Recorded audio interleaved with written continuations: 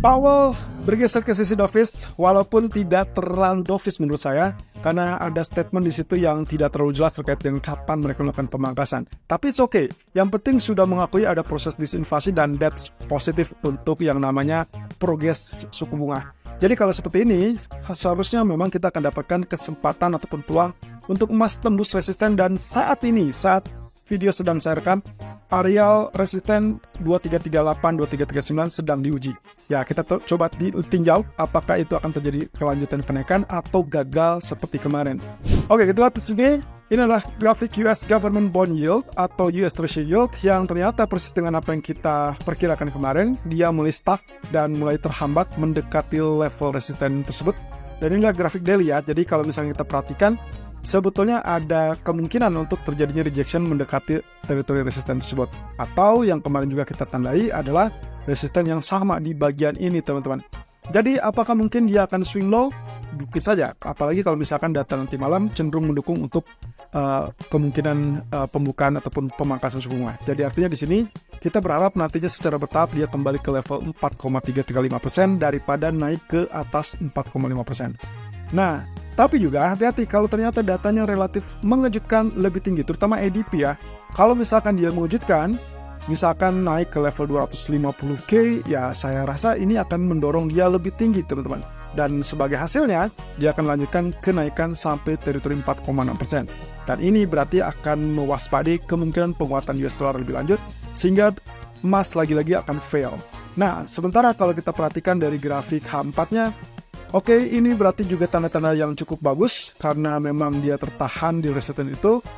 Bagi saya, yang paling ideal adalah pergerakannya akan mengikuti teritori yang ada saat ini, yaitu berarti kita harapkan kalaupun terjadi swing high seperti itu, maka berikutnya adalah yang kita harapkan adalah rejection di zona resisten supaya terbentuk double top. Kenapa? Karena ini sangat penting, teman-teman. Kalau misalkan dia jadi double top, setidaknya punya alasan untuk tembus ataupun turun lebih lanjut 2 lapis ataupun 2 level support berikutnya. Sementara kalau misalkan terjadinya adalah dia naik dulu, ini akan gawat, teman-teman. Atau misalkan jangankan dia naik ya, kalau misalkan ternyata yang terjadi adalah penurunan terlebih dulu, misal seperti ini, dia turun, nah ini akan sangat berbahaya karena bisa saja terjadi pembalikan arah di malam hari. Either itu di support pertama ataupun di support kedua, yang mana kemungkinan potensi akan sangat dipengaruhi atau sangat ditentukan dari data ekonomi. Jadi kalau seperti ini agak berbahaya dibandingkan tadi skemanya untuk mengalami kenaikan yang terbatas, kemudian berharap tertahan di zona resisten. Nah, satu sisi juga kalau kita perhatikan dari US dollarnya kelihatan juga sama, teman-teman. Polanya juga cenderung memiliki area yang sama, tapi ingat kita juga dalam posisi 4 yang masih pembuka dengan rising wedge. Nah, untuk kali ini rising wedge-nya ternyata sudah mendekati teritori support.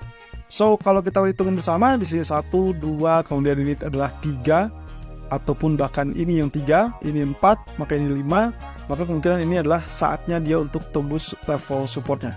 Jadi, memungkinkan untuk emas, saya rasa dengan sangat mudah menyentuh level 39 atau 2345 atau bahkan 2350. Tapi tidak tunggu waktu ya, karena data ekonomi masih baru akan rilis nanti malam. Start di jam 7.15 dengan data ADP, kemudian lanjutkan 19.30 dengan data unemployment rate, dan di jam 21 dengan data ISM Service PMI. Nah, apapun itu teman-teman, pada intinya adalah kita harus membutuhkan konfirmasi lebih lanjut dari support yang kedua di 150-50. Kalau misalkan dia tidak tembus, maka hati-hati dia akan pull up ataupun rebound ya. Nah, cuman di pull up-nya ini apakah dia akan lanjutkan kenaikan kita belum tahu. Tapi kalau misalkan asumsi saya, katakanlah ini adalah pull up gara-gara teknis ataupun technical, maka dipastikan nanti malam akan sangat bergantung pada data ekonomi. Dan itu sebabnya bisa saja data ekonominya secara mengejutkan lebih rendah dari ekspektasi sehingga akhirnya terjadi penurunan lebih lanjut. Nah, tapi kalau ternyata yang kita dapatkan adalah penurunan lebih dulu sampai ke teritori bawah ini, maka hati-hati, karena kemungkinan di saat data dirilis, mungkin saja malah kejadiannya adalah kejutan terbalik. Artinya kejutan yang malah menunjukkan data ekonomi yang kecenderungannya lebih tinggi daripada ekspektasi. Dan itu kemungkinan akan membuat dia terdorong kembali naik, dan itu akan membuat juga apa yang terjadi saat ini pada emas yang mengalami kenaikan akan justru mengalami penurunan. Jadi hati-hati, skemanya tergantung mana yang akan terjadi lebih dulu, apakah kenaikan lebih dulu atau penurunan lebih dulu. Kalau saya sih prefernya biarkan dia naik lebih dulu, kemudian nanti malam barulah dia mengalami penurunan untuk US dollarnya. Sementara untuk emasnya tentunya sebaliknya. Nah, di grafik daily-nya sudah cukup kuat ya. Kemarin kita sudah sempat khawatirkan dan juga peringatkan terkait dengan hammer ataupun long lower shadow, tapi juga dapat kabar bagus lagi karena kenaikan kemarin tidak lebih tinggi dari 106.12 dan itu juga kabar bagusnya kembali tutup dengan penurunan. Nah, ini semua berkat dengan Powell yang pidatonya kecenderungan diartikan sebagai sisi dovish. Oke, kembali ke dalam pound sterling teman-teman.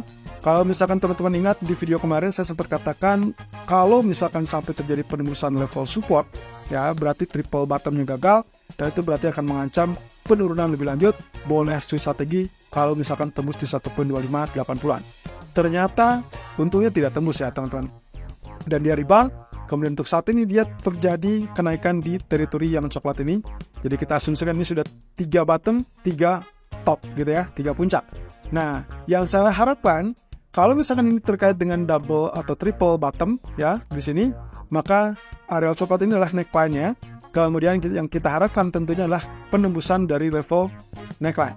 Kalau misalnya itu terjadi, berarti next-nya adalah 1.27400. Tapi jangan senang dulu karena area ini kemungkinan juga agak sedikit kuat ya.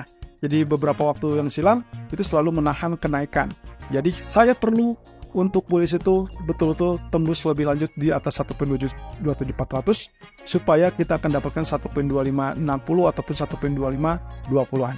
Nah, apakah itu akan terjadi? Ya, who knows ya. Tapi data ekonomi dari Inggris kecenderungannya sepi ya untuk hari ini, sehingga kemungkinan kita akan sangat menggantungkan diri pada data Amerika. Nah, kebalikannya teman-teman, kalau tadi skenario bullish, ini skenario yang bearish. Kalau misalkan ternyata level ini kembali gagal, berarti kita dapatnya adalah triple top. Kemudian yang kemarin dihuni ya, itulah bagian neckline-nya. Dan itu berarti kalau misalkan dia tertekan, hati-hati. Pengujian berikutnya 1.2620 ataupun 1.2610 itu akan mengakibatkan crash ataupun penurunan. Apalagi kalau kita asumsikan, misal kita dapatkan ini dari pola seperti ini, ya, maka ini akan kecenderungannya bearish rectangle dan itu akan lanjutkan penurunan tersebut. Nah, tinggal mana yang akan terjadi tergantung pada data ekonomi Amerika nanti malam.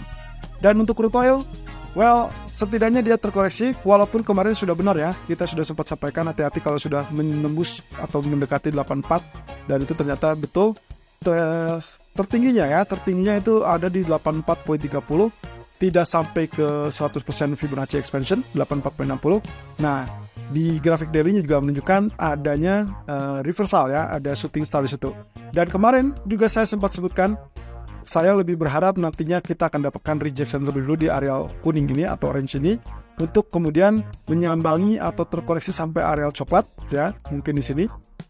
Dengan asumsi bahwa nantinya jangan lakukan sell terlalu berlebihan. Jadi kalaupun strategi kami hari ini adalah rekomendasinya adalah sell, itu mungkin untuk jangka pendek saja. Saya asumsikan koreksi sampai teritori 80 ataupun 81.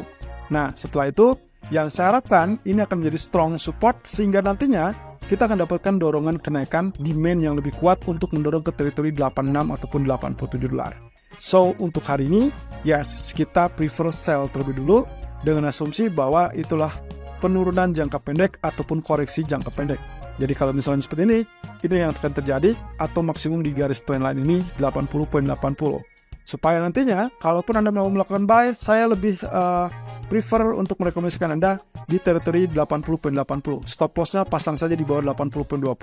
Ini untuk mengantisipasi kalau dia jebol support, karena kalau misalkan normalnya, saya asumsikan dia akan mengalami kenaikan dorongan, dan itu akan lebih kuat lagi. Oke, berarti kalau kita lihat dari emas, untuk saat ini, bullish rectangle di grafik A1, ya, so far so good, dan berkali-kali teman-teman saya sudah mengingatkan kepada Anda, jadi teritorinya yang terjadi kemarin itu adalah bottom yang cukup kuat.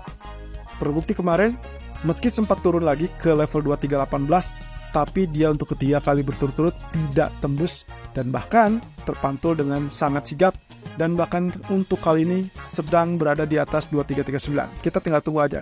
Kalau dia konsisten 1 atau 2 candle berikutnya, artinya 1 atau 2 jam berikutnya tetap di atas 2339, oke, berarti itulah support baru Anda, dan target proyeksi berikutnya adalah 50% real body dari long black candle yang ini.